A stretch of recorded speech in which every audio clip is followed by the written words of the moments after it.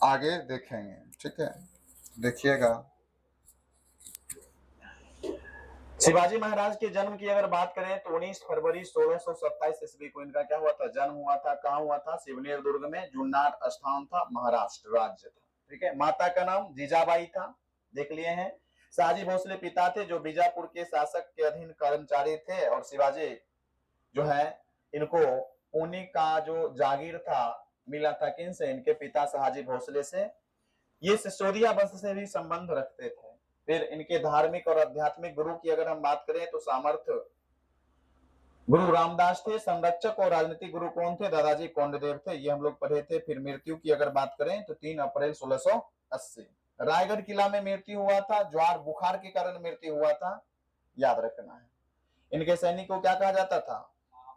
महाबली कहा जाता था। इनके प्रसिद्ध तलवारें, 3 तलवार प्रसिद्ध तलवार था, भवानी, जगदम्बा और तुलजा। ये सब हम लोग पढ़ चुके हैं, इससे आगे हम लोग देखेंगे। ठीक है, क्योंकि रिवीजन चल रहा है। देखिएगा, राज अभिषेक, तो राज अभिषेक बताए थे क्या बार हुआ था? 2 बार हुआ था। पहला बार कब हुआ था? 6 जून 1674 काशी के जो पंडित थे गंगाधर या गंगभट्ट के द्वारा हुआ था। रायगढ़ में राजाभिषेक हुआ था। एक अंग्रेज अधिकारी भी थे बंबई के, जो वहां पर उपस्थित थे, क्या नाम था? हेनरी ऑक्सडेन। और फिर कई सारा उपाधि भी धारण किए थे छत्रपति। इनका प्रसिद्ध उपाधि है हिंदव धर्मोद्धारक, गौ ब्राह्मण, प्रतिपालक, क्षत्रिय, कुलवंत मचा और यवन प्रति पीड़क, ये सब की उपाधि धारण किए थे। फिर विशेष कार्य की अगर हम बात करें तो नया संवत चलाए थे, यानी कैलेंडर कैलेंडर चलाए थे। फिर हून प्रकार का सोना का सिक्का और सेवराय प्रकार के तांबा का सिक्का चलाए थे। रायगढ़ को क्या बनाए थे? राजधानी। क्वेश्चन रहता है कब बनाए थे? 1674 ईस्वी को रायगढ़ को राजधानी बनाए थे, 1674 ईस्वी को। ठीक है। और उसके पश्चात याद रखना है कि सोरैया बाई को, किसको? सोरैया बाई को, जो इनकी द्वितीय पत्नी थी, उनको राज्य महिषी घोषित करते हैं। ये बात भी आप लोगों को याद रखना है। फिर आगे की अगर हम बात करें तो द्वितीय राज्याभिषेक हुआ था 24 सितंबर 1674 ईस्वी को। किस पद्धति से? तांत्रिक पद्धति से, निश्चलपुरी के द्वारा जो है हुआ था। कुल मिलाकर अगर विवाह की बात किया जाए तो कुल 8 पत्नियां थी। ठीक है, जिसमें साईबाई निम्बालकर 1640 ईस्वी में लाल महल में शादी हुआ, ठीक है, पुणे में। और इनसे किनका कौन सा पुत्र प्राप्त हुआ? शांभाजी। फिर सोरैया बाई मोहिते से राजा राम। और तीसरी पत्नी राज्याभिषेक के बाद जो है क्या नाम होता है? तीसरे पुतलाबाई। और पुतलाबाई की अगर बात करें तो उनका वो जौहर कर लेती है जब बुखार के कारण शिवाजी का क्या होता है? मृत्यु। तो ये सब हम लोग पढ़े थे। ठीक है, याद रखना है। हाँ, सती हो गई थी। इनका पहला अगर बात करें आक्रमण तो 1643 ईस्वी में तोरण किला पर हुआ था, जीते थे। और बीजापुर के आदिल शाही साम्राज्य के विरुद्ध था। मात्र 16 वर्ष की आयु में जो है शिवाजी के द्वारा जीता गया। ये क्या था? पहला। तो पहला, क्योंकि ये सब हम आप लोग को बताए हुए हैं, तो एक बार देख लीजिएगा। और अंतिम कौन था? तो अंतिम में क्या था? कर्नाटक विजय और जिंजी का अभियान था। तो शिवाजी का अंतिम अभियान कौन सा अभियान था? जिंजी का अभियान था। तो ये हम लोग यहाँ तक पढ़े हुए थे ना। तो आगे हम लोग थोड़ा सा देखेंगे इससे आगे क्या है। इससे आगे है शिवाजी महाराज का प्रशासनिक ढांचा। ठीक है, तो प्रशासनिक ढांचा में अगर शासन प्रशासन की अगर बात करें तो शिवाजी शासन प्रशासन जो करते थे वो 8 मंत्री परिषद हुआ करता था। 8 मंत्रियों का एक समूह हुआ करता था, जिसे क्या कहा जाता था? मंत्री परिषद कहा जाता था। और ये शिवाजी को सलाहकार देने वाले मंत्री थे। और 8 में याद रखना है कि 8 में सबसे बड़ा जो पद था वो था पेशवा का पद। कौन सा पद था? पेशवा का पद हुआ करता था। और पेशवा कहे तो प्रधानमंत्री। और उस समय अगर व्यक्ति की बात करें तो प्रमुख जो यानी जो है व्यक्ति हुआ करते जो पेशवा के पद पर थे, तो क्या नाम था? मोरोपंत पिंगले। क्या नाम था? मोरोपंत पिंगले। तो शिवाजी के शासन काल में जो पेशवा का पद था, उसमें जो पेशवा थे कौन थे? मोरोपंत पिंगले। समग्र यानी पूरे राज्य प्रशासन की देखरेख करना किसका काम होता था? पेशवा। जो पेशवा होता था पूरे राज्य का देखभाल करता था। कौन? पेशवा। ठीक है, कौन थे? याद रखना है, मोरोपंत पिंगले।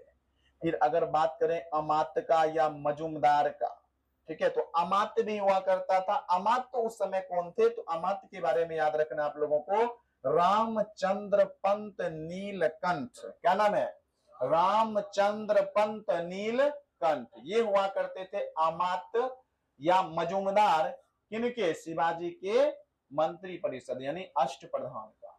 ये क्या काम देखते थे, तो याद रखना वित्त एवं राजस्व मंत्री हुआ करते थे। क्या हुआ करते थे, वित्त एवं राजस्व मंत्री थे।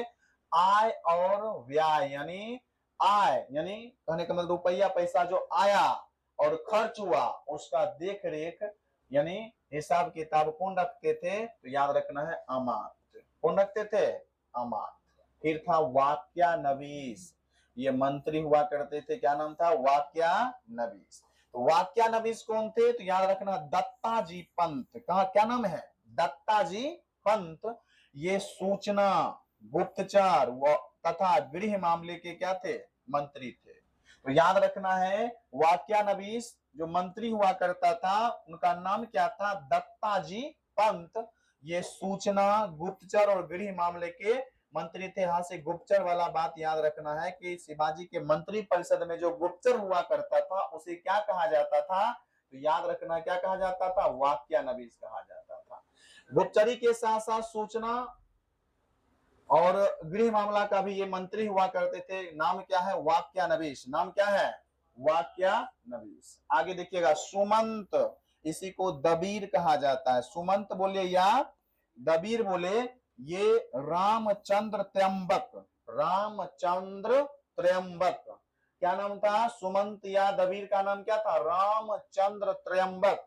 ये विदेश मंत्री और यही VVI है कि मराठा साम्राज्य में जो अष्टप्रधान हुआ करता था उसमें विदेश मंत्री कौन थे, तो याद रखना विदेश मंत्री थे। क्या नाम था, याद रखना है रामचंद्र त्र्यंबक। और उसे क्या कहा जाता था, विदेश मंत्री को सुमंत, या सुमंत को क्या कहा जाता था, क्या बोलिएगा, विदेश मंत्री। विदेशी राज्यों के साथ कैसा संबंध रहेगा उसके लिए नियम कानून बनाने का काम कौन करते थे, सुमंत करते थे। और हुआ करता था सचिव या चिटनीस, सचिव या चिटनीस हुआ करता था। और सचिव या चिटनीस की अगर बात किया जाए तो क्या नाम था, अन्नाजी दांते। क्या नाम था, दांतो, अन्नाजी दांतो। तो ये बात आप लोगों को याद रखना है कि सचिव या चिटनीस जो हुआ करता था अन्नाजी दांतो, राजकीय पत्राचार और ड्राफ्टिंग के प्रभारी हुआ करते थे। यानी पत्र जो आदान प्रदान किया करते थे ना उसी को कहा जाता है चिटनीस। पत्र आदान प्रदान किसका काम था, तो चिटनीस का काम हुआ करता था। आगे सेनापति या सेनापति को ही कहा जाता था सर ए नौबत। सेनापति को ही क्या कहा जाता था, सर ए नौबत कहा जाता है। नाम क्या है, तो नाम है हब्बीर राव मोहिते। तो शिवाजी के अष्टप्रधान में जो सर ए नौबत यानी सेनापति थे उनका नाम क्या था, तो हब्बीर राव मोहिते। सैन्य संगठन और भर्ती व अनुशासन के ये क्या हुआ करते थे, मंत्री। तो ये बात याद रखना है कि सैन्य संगठन को कौन देखते थे, कोई भर्ती यानी मान लेते सेना में शामिल अगर करना होता था तो कौन करते थे, तो याद रखना सेनापति करते थे। यानी सेना को काफी मजबूती प्रदान करने का काम किनको था, सेनापति को था। पंडित राव की अगर हम बात करें तो सद्र, जिसे हम सद्र भी कहते हैं, पंडित राव को क्या कहते हैं, सद्र भी कहते हैं। कौन थे, तो रघुनाथ पंडित। तो अष्टप्रधान में जो पंडित राव हुआ करते थे क्या नाम था, रघुनाथ राव पंडित। ये धार्मिक मामला एवं दान विभाग के अधिकारी थे। धार्मिक मामला एवं दान विभाग के अधिकारी को क्या कहा जाता था, पंडित राव कहा जाता था। अधिकारी का नाम क्या था, तो रघुनाथ राव पंडित। जो न्यायाधीश हुआ करता था, न्यायाधीश का नाम है निराजंत। तो अष्टप्रधान में जो न्यायाधीश हुआ करते थे निराजी पंत थे। ये मुख्य न्यायाधीश हुआ करते थे जो दीवानी मामला, दीवानी मामला मतलब समझ रहे हैं, रुपया पैसा, रुपया पैसा वाला मामला, ठीक है। और फौजदारी मामला मतलब मारपीट वाला मामला, ये दोनों मामला को देखते कौन थे, तो याद रखना है निराजी पंत। कौन थे ये, तो न्यायाधीश थे। तो ये बात याद रखना, शिवाजी के ये 8 जो मंत्री हुआ करते थे, ये 8 मंत्री के मदद से काफी अच्छा तरीका से शासन प्रशासन चलता था। ठीक है, अब देखिए VVI है, थोड़ा सा देख लीजिएगा कि ये पद जो हुआ करता था ना, ये जितना भी पद है ये आनुवांशिक पद नहीं था। मतलब ये कि वंशागति वाला पद नहीं था कि जो बना है, मान लेते हैं कि लीलाजी पंत न्यायाधीश थे तो इनका बेटा फिर अगला न्यायाधीश बनेगा, ऐसा नहीं था। याद रखना है कि ये पद आनुवांशिक नहीं थे, योग्यता पर आधारित थे। जो योग्य होगा वो अष्टप्रधान में क्या करेगा, शामिल हो जाएगा। पंडित राव और न्यायाधीश को छोड़कर ये दो जो पद है, पंडित नीचे से जो दो पद है, ये दोनों पद पंडित राव और न्यायाधीश को छोड़कर सभी को युद्ध में भाग लेना क्या था, अनिवार्य था।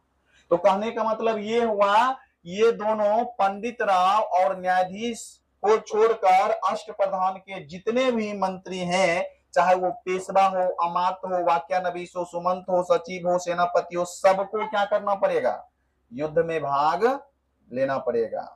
यानी कुल मिलाकर और भी बात याद रखना है कि सेनापति के अलावा जो सेनापति थे, देखिएगा सेनापति कौन थे, तो सेनापति का नाम था हब्बीर राव मोहिते। ये सबको छोड़कर जितना भी थे 7 मंत्री, सबके सब क्या थे, ब्राह्मण थे। सबके सब क्या थे, ब्राह्मण थे। तो क्वेश्चन ये भी रह सकता है कि शिवाजी के अष्टप्रधान में अधिकतर कौन रहते थे, ब्राह्मण थे। ठीक है, तो ये बात याद रखना है, याद रहेगा, याद रखना पड़ेगा।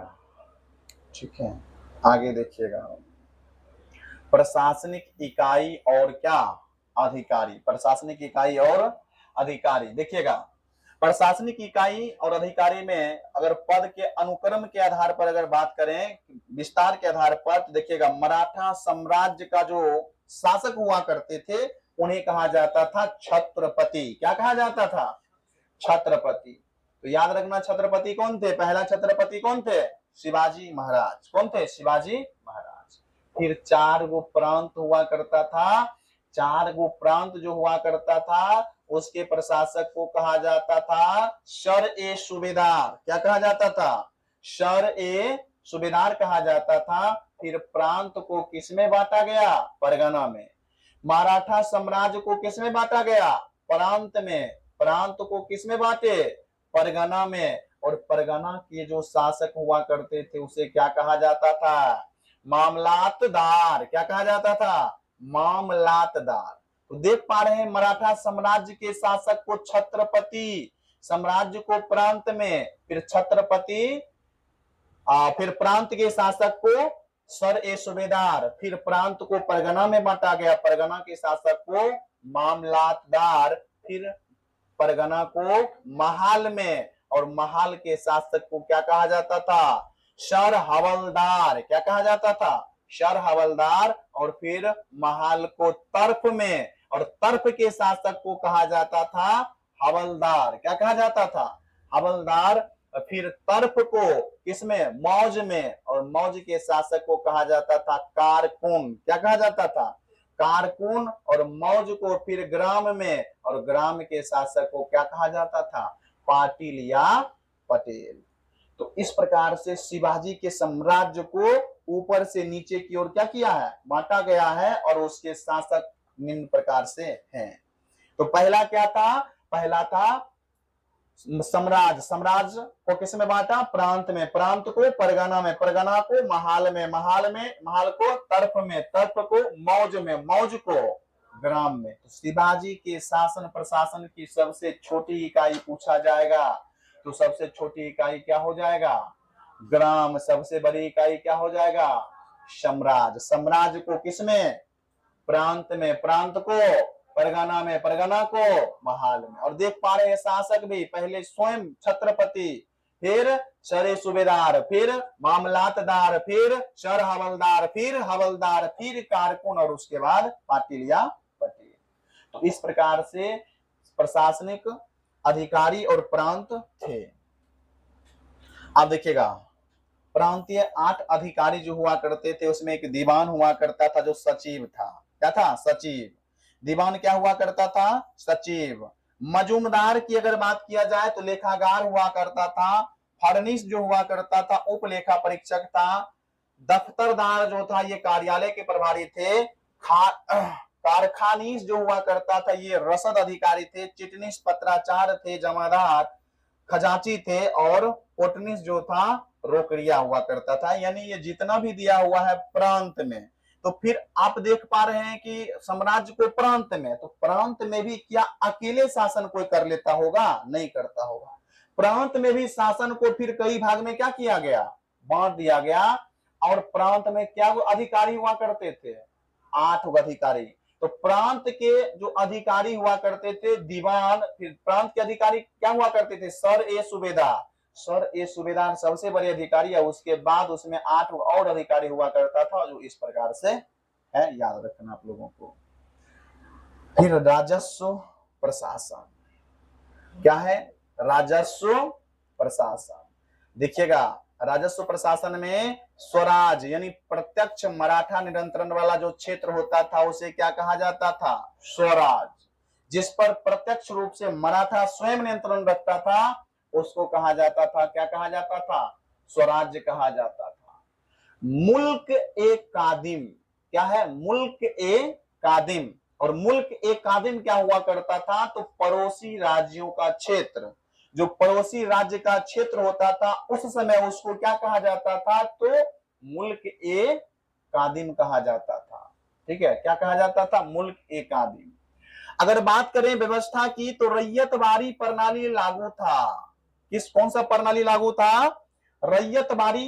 किसान को भूमि रैयत पर दिया जाता है, जिसको अभी वर्तमान में शुद्ध भरना कहते हैं, नहीं कहते हैं। तो याद रखना, रैयतवारी प्रथा लागू था। किसान को मालिकाना हक दिया गया। ठेकेदारी और तथा तकावी ऋण प्रथा को क्या करके? समाप्त करके। तो ठेकेदारी प्रथा और तकावी ऋण जो दिया जाता था वो समाप्त किया गया। बताइए, बंगाल में आप लोगों को बताए होंगे, बंगाल का एक शासक था जो किसानों को तकावी ऋण प्रदान किया था। कौन था? कौन सा शासक था बताइए? मुर्शिद कुली खान था कि नहीं था? मुर्शिद कुली खान था। आप देखिएगा, भूमि मापने के लिए, जमीन को मापने के लिए काठी प्रथा था। ठीक है, काठी क्या हुआ करता था? एक छड़ हुआ करता था जिससे भूमि को क्या किया जाता था? मापा जाता था। ठीक है, तो भूमि मापने के लिए शिवाजी कौन सा प्रथा? काठी प्रथा। काठी से मापते थे। आप सलाह वाला काठी नहीं समझिएगा, छड़ हुआ करता था उसी का।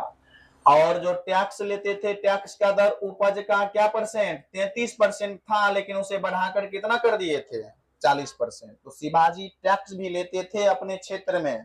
चूंकि अपने क्षेत्र में ये शासन प्रशासन करते थे, तो शासन प्रशासन करने के लिए क्या चाहिए? रुपया चाहिए कि नहीं चाहिए?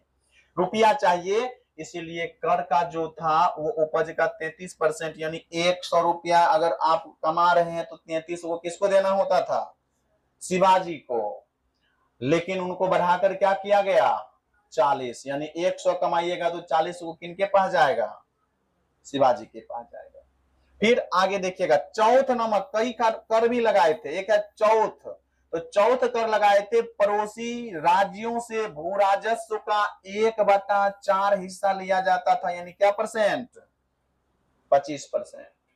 तो याद रखना है कि चौथ जो है ये भूमि कर था जो पड़ोसी राज्य से लिया जाता था, पड़ोसी राज्य से। और कहा जाता था कि तुम यदि हमारा अधीनता को अधीन मान लेते हैं कि जीत लिए कोई क्षेत्र को, कौन? शिवाजी।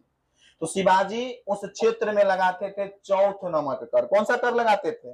और कहते थे कि हम तुम्हारी क्या करेंगे? रक्षा करेंगे, और रक्षा के बदले में तुमको क्या करना पड़ेगा? चौथ कर देना पड़ेगा। और कितना? 25%। ठीक है, फिर इस चौथ कर को अकेले शिवाजी जीत लेते थे? नहीं, शिवाजी फिर कहते थे कि जो चौथ नामक कर आएगा ना पड़ोसी राज्य से, उसको भी हम क्या कर देंगे? बांट देंगे। ठीक है, और उसमें से देखिएगा चौथ कर का विभाजन करते हैं तो चौथ कर को मोकास 66% सरदार को दिया जाता है। उसे क्या कहा जाता है? मोकास। तो चौथ कर का यानी 25% जो होगा, मान लेते हैं 25 रुपया, उसका 66% दिया जाएगा सरदार को। उसे क्या कहा जाएगा? मोकास कहा जाएगा। फिर बावती 25% लिया जाएगा, छत्रपति लेंगे 25%, उसको क्या कहा जाएगा? बावती है। कहिएगा किसका? यहाँ 25 यहाँ 25, कंफ्यूजन नहीं हो रहा है? यानी ये 25% होगा, मान लेते हैं 125 रुपया आएगा, उसका 25%। क्या तो कौन लेंगे? छत्रपति लेंगे जिसको बाबती कहा जाता था। फिर 6% पंत को मिलेगा, उसको कहा जाता था सहोत्रा। फिर 3% सचिव को मिलेगा, उसको कहा जाता था नालगोंडा। तो इस प्रकार से अगर आगे क्वेश्चन बनेगा, काफी डीप में जाकर क्वेश्चन पूछेगा, तो पूछेगा मोकास किस कर का प्रकार है, तो क्या बोलिएगा चौथ। तो मोकास, बाबती, सहोत्रा, नालगोंडा, ये किस कर को बांटा गया है 4 भागों में, तो चौथ नामक कर को बांटा गया 4 भागों में। चौथ कर कितना लिया जाता था 25%, 1/4। इसमें सबको बांट देते थे कौन, शिवाजी, अपने कितना रखते थे 25%। ठीक है, चौथ कर का क्या परसेंट 25%। आगे सरदेशमुखी एक और हुआ करता था कर, चौथ और सरदेशमुखी। वंशानुगत अधिकारी के दावे वाले क्षेत्र पर चौथ के अतिरिक्त 1/10% कर लगाया जाता था। देखिए अब इसमें क्या कहा जा रहा है, जो वंशागुणत अधिकार वाला क्षेत्र में दावा करते थे कि हमारे पूर्वज का जमीन था, ये हमारा ही जमीन था, उस पर 10% का क्या लगाते थे, टैक्स लगाते थे, कर लगाते थे कौन, शिवाजी। तो चौथ और सरदेशमुखी नामक क्या लगाते थे, कर। फिर सिंहासन पट्टी और मीरास पट्टी राज अभिषेक के समय देशमुखों और देश पांडवों से लिया जाने वाला एक प्रकार का विशेष कर था, तो ये भी शिवाजी लगाए थे। ठीक है, तो किस समय लिया जाता था ये, जब राज अभिषेक होता था उस समय लिया जाने वाला एक कर था, किससे, तो देशमुखों और देश पांडवों से। तो इस प्रकार से शिवाजी देख रहे हैं कि राजस्व प्राप्त हो रहा है, रुपया प्राप्त हो रहा है, कैसे कैसे हो रहा है, तो देख ही रहे हैं। ठीक है, आगे सैन्य प्रशासन, आगे क्या है, सैन्य प्रशासन, मिलिट्री। तो देखिएगा सैन्य प्रशासन में एक पद था पागा, एक क्या हुआ करता था, पागा का पद हुआ करता था, जो नियमित घुड़सवार हुआ करते थे। क्या हुआ करते थे, नियमित घुड़सवार। जो बागीर हुआ करता था वो राज द्वारा घोड़ा दिया जाता था उसको, ठीक है, क्या करने के लिए, घुड़सवार करने के लिए। तो याद रखना है कि नियमित घुड़सवार भी 2 प्रकार के थे, एक बागीर थे, एक क्या था, सिलेदार। ठीक है, और नियमित घुड़सवार को क्या कहा जाता था, पागा। तो शिवाजी महाराज के साम्राज्य में जो पागा था वो क्या हुआ करता था, नियमित घुड़सवार। और ये पागा को कितने भागों में बांटा गया, 2 भागों में, एक बरगीर और एक सिलेदार। बरगीर जो था उसको घोड़ा जो दिया जाता था वो राज्य देता था, और सिलेदार को जो घोड़ा होता था वो किसका घोड़ा होता था, उसका स्वयं का घोड़ा होता था। तो इस प्रकार से सैन्य प्रशासन में पागा और क्या हुआ करता था, बरगीर हुआ करता था। ये बात आप लोग याद रखिएगा। नौसेना भी था, तो बिल्कुल, क्योंकि ये महाराष्ट्र के क्षेत्र में है, तटीय क्षेत्र में है, पश्चिमी तटीय क्षेत्र में है, तो इसीलिए याद रखना है कि नौसेना भी हुआ करता था। और मुख्य केंद्र जो था वो कोलवा था, कल्याण था और भिवंडी हुआ करता था। ठीक है, तो महाराष्ट्र यानी जो है ये शिवाजी की अगर बात करें तो शिवाजी नौसेना के लिए प्रसिद्ध थे, ये भी प्रसिद्ध थे, नौसेना भी रखते थे शिवाजी। नौसेना मतलब समझते हैं ना, पानी वाला सेना, पानी में उस समय जहाज की मदद से। तो कोलवा, कल्याण और भिवंडी ये 3 प्रसिद्ध हुआ करता था। देखिए उस समय के जहाज का नाम क्या था, तो गुराब था, गालबात, सिराब और मंचुआ, ये सब शिवाजी के पानी वाले जहाज का क्या है, नाम है। कौन बनेगा करोड़पति वाला क्वेश्चन है। ठीक है, सब जान लीजिएगा, जहाज का नाम पूछ देगा। ठीक है, तो जहाज का नाम गुराब, गालबात, सिराब और मंचुआ। ठीक है, अब फिर ये सब जहाज चलाने वाले अधिकारी भी तो होंगे, कि जहाज तो ऑटोमेटिक नहीं चल रहा होगा। तो जहाज चलाने वाले जो अधिकारी थे उनमें था कान्होजी आंग्रे, कान्होजी आंग्रे, माइनाक भिंडारी और दरिया सारंग। तो शिवाजी के समय में जो नौसेना हुआ करता था वो नौसेना 3 जगह अपना क्या था, अड्डा बनाए हुआ करता था, बंदरगाह समझिए एक तरह से। कहां कहां, कोलबा, कल्याण और भिवंडी। जहाज गुराब, गालबात, सिराब और मंचुआ, और जो अधिकारी थे कन्होजी आंग्रे, माइनाक भंडारी और दरिया सारंग, ये चलाने वाले थे जहाज को। और किला प्रशासन की अगर हम बात करें तो किला प्रशासन में जो किलेदार हुआ करता था उस वो मुख्य प्रभारी हुआ करता था क्या, किला का।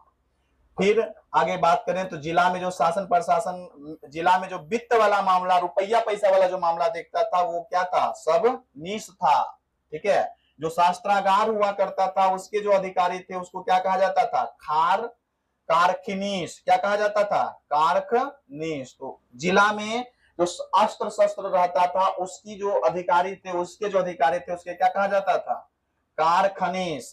सैन्य का कमान देखने वाला को क्या कहा जाता था, सरनौबत। क्या कहा जाता था, सरनौबत। ये है जिला प्रशासन। ठीक है, जिला प्रशासन। अब संभाजी का उत्तराधिकारी, ये शिवाजी के उत्तराधिकारी को थोड़ा सा हम लोग क्या करेंगे, देखेंगे। तो शिवाजी के उत्तराधिकारी को देखने से पहले उनका थोड़ा सा हम लोग देखेंगे क्या चीज, वंशावली। उनके वंशावली को हम लोग देखेंगे थोड़ा सा। देखिएगा वंशावली, शिवाजी का वंशावली। ठीक है, देखिएगा तुरंत हो जाएगा, घबराने वाली बात नहीं है इसमें। देखिएगा मराठा छत्रपति, अगर हम बात करें तो मराठा छत्रपति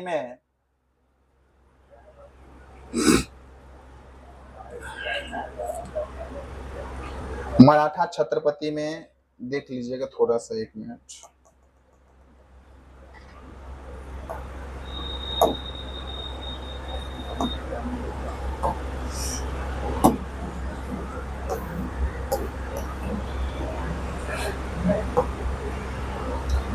देखिएगा ये है शिवाजी का वंशावली, ये भी नहीं है, यही तो था। और भी होगा ना जी, ठीक है, हम नहीं तो बना देंगे। ठीक है, इसमें नहीं होगा तो हम बना ही देंगे। 1 मिनट, देखिए है,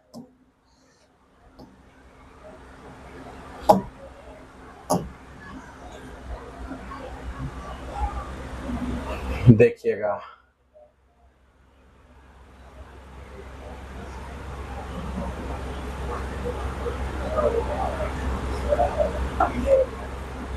तो सबसे पहले शिवाजी की अगर बात करें तो शिवाजी के पिता का नाम क्या हुआ करता था, तो शिवाजी के पिता का नाम क्या था, शाहजी भोसले। शिवाजी के पिता का नाम क्या था, शाहजी भोसले, और माता का नाम क्या था, जीजाबाई।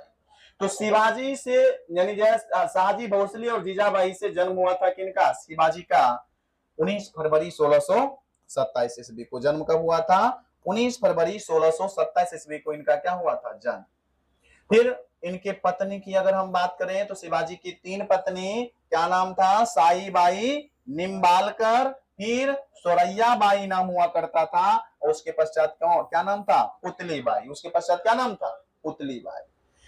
और याद रखना है कि साईबाई निम्बालकर से एक पुत्र की प्राप्ति हुई जिसका नाम क्या था, शांभाजी। नाम क्या था, शांभाजी। तो ये बात आप लोगों को याद रखना है, नाम क्या था, शांभाजी। और संभाजी का शासन काल जो था 1680 से 1689। जब शिवाजी का मृत्यु हो जाता है 1680 ईस्वी में बुखार के कारण, तब उनका पुत्र जो था, क्या नाम था, शांभाजी, वो शासक बनते हैं। 80 से 89 के दरमियान शासन प्रशासन करते हैं। इनके पत्नी का नाम था यसुबाई, येसुबाई। तो संभाजी के पत्नी का नाम क्या था, येसुबाई नाम हुआ करता था। और येसुबाई का जो पुत्र हुआ करता था उसका नाम था साहूजी। क्या नाम था, साहूजी। अब दूसरी पत्नी की अगर हम बात करें तो सोरैया बाई जो राजमहिषी थी, ठीक है, इससे जन्म किसका हुआ, राजा राम का जन्म होता है। और राजा राम 1689 से 1617 ईस्वी तक क्या करते हैं, शासन प्रशासन। तो दूसरी पत्नी का नाम सोरैया बाई राजमहिषी थी, इनसे किनका जन्म हुआ, राजा राम का। ठीक है, तो ये बात याद रखना है। फिर तीसरी पत्नी पुतली बाई या पुतला बाई जो क्या हो गई, सती हो गई। क्या हो गई, सती। तो ये बात आप लोगों को याद रखना है। ठीक है, किसका, नहीं, सती हो गई तो पुत्र कहां से। शादी के बाद जो है ये राज अभिषेक के बाद तो फिर शिवाजी का जो है मृत्यु ही हो जाता है कुछ दिन के बाद, उसके बाद सती हो गई। ठीक है, आगे की अगर हम बात करें तो आगे जो है सरैया बाई का जो पुत्र राजा राम है, राजा राम की अगर बात करें तो राजा राम राजा राम की अगर बात करें तो राजा राम की जो पत्नी हुआ करती थी, दो पत्नी हुआ करती थी। एक का नाम था ताराबाई, एक का नाम क्या था, ताराबाई, और दूसरा पत्नी का नाम क्या था, राजसबाई। क्या नाम था, राजसबाई। ताराबाई राजसबाई, ताराबाई राजसबाई। और राजसबाई से एक पुत्र की प्राप्ति होती है जिसका नाम क्या होता है, शिवाजी द्वितीय। नाम क्या होता है, शिवाजी द्वितीय। और राजसबाई से एक पुत्र की प्राप्ति होता है जिसका नाम होता है संभाजी द्वितीय। नाम क्या होता है, संभाजी द्वितीय। तो पहला शासक तो यानी जो है शिवाजी के बाद संभाजी बनते हैं। संभाजी के पश्चात कौन बनेंगे, तो संभाजी के पश्चात राजा राम बनेंगे। ठीक है, कौन बनेंगे, राजा राम। और ध्यान देने वाली बात यहाँ ये है कि संभाजी का जो पुत्र था साहू जी, साहू जी उस समय मुगलों के क्या थे, कैद में थे। जब 1689 ईस्वी में इनका मृत्यु होता है, चूंकि राज्य शासन जो था वो तो वंशागुणत था। शिवाजी का पुत्र बना संभाजी, तो अगला राजा तो संभाजी का पुत्र बनना चाहिए था। लेकिन ये बेचारा कहाँ है, जेल में, मुगलों के कैद में है। मुगल इनको जेल में बंद करके रखा है। तो क्या ये राजा बनेगा, नहीं बनेगा। तो फिर जाएगा कौन, राजा राम बनेगा। यानी कुल मिलाकर कौन है राजा राम, सोरैयाबाई का पुत्र बनेगा कौन, राजा राम। राजा राम 1689 से तो 1700 ईस्वी तक क्या करते हैं, शासन प्रशासन। फिर राजा राम का मृत्यु हो जाएगा।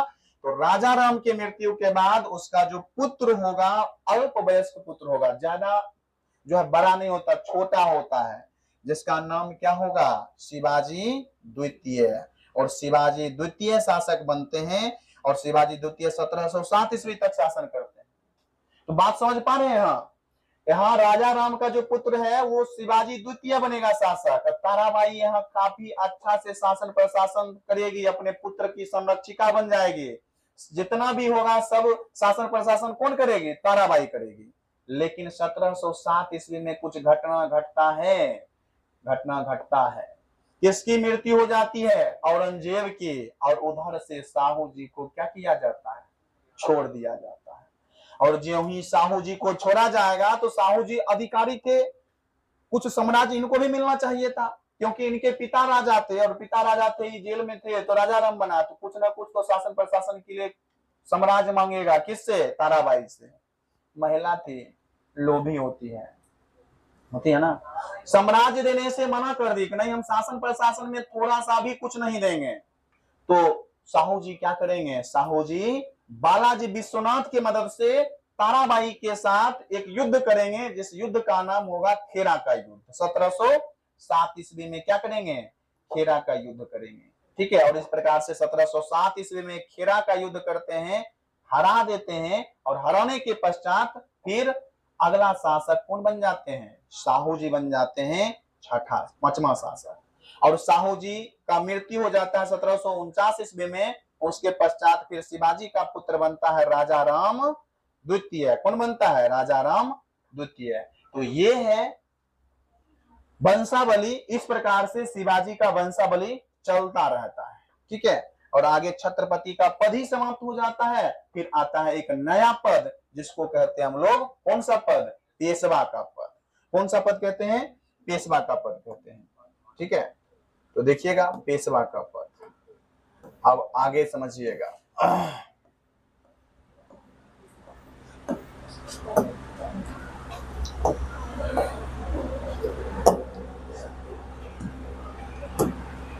देखिएगा शिवाजी का उत्तराधिकारी है, थोड़ा सा देख ही लेते हैं, कहीं जाना नहीं ना है, पढ़ने आए थे, आराम निश्चिंत से पढ़िए।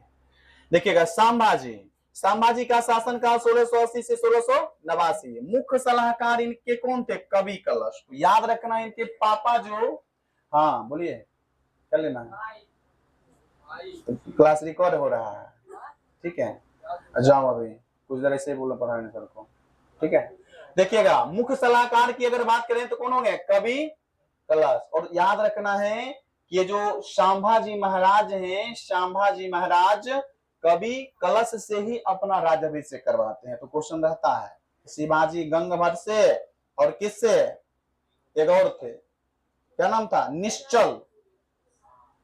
और निश्चल से और किससे, गंगभट्ट से। ये करवाते हैं किससे, कवि कलश से। 1689 ईस्वी में संगमेश्वर युद्ध में गिरफ्तार होते हैं। और 11 मार्च 1689 ईस्वी को कालापुर में मुगलों के द्वारा क्या किया जाता है, हत्या कर दिया जाता है। तो किस युद्ध में गिरफ्तार होते हैं, संगमेश्वर के युद्ध में गिरफ्तार 1689 ईस्वी में होते हैं। मुगल इसकी हत्या 11 मार्च 1689 ईस्वी में कर देता है। फिर आगे अगला राजा तब कौन बनेंगे, क्योंकि इनका पुत्र तो अभी जेल में है, मुगलों के कैद में है, और ये भी मुगल के द्वारा मारे गए हैं।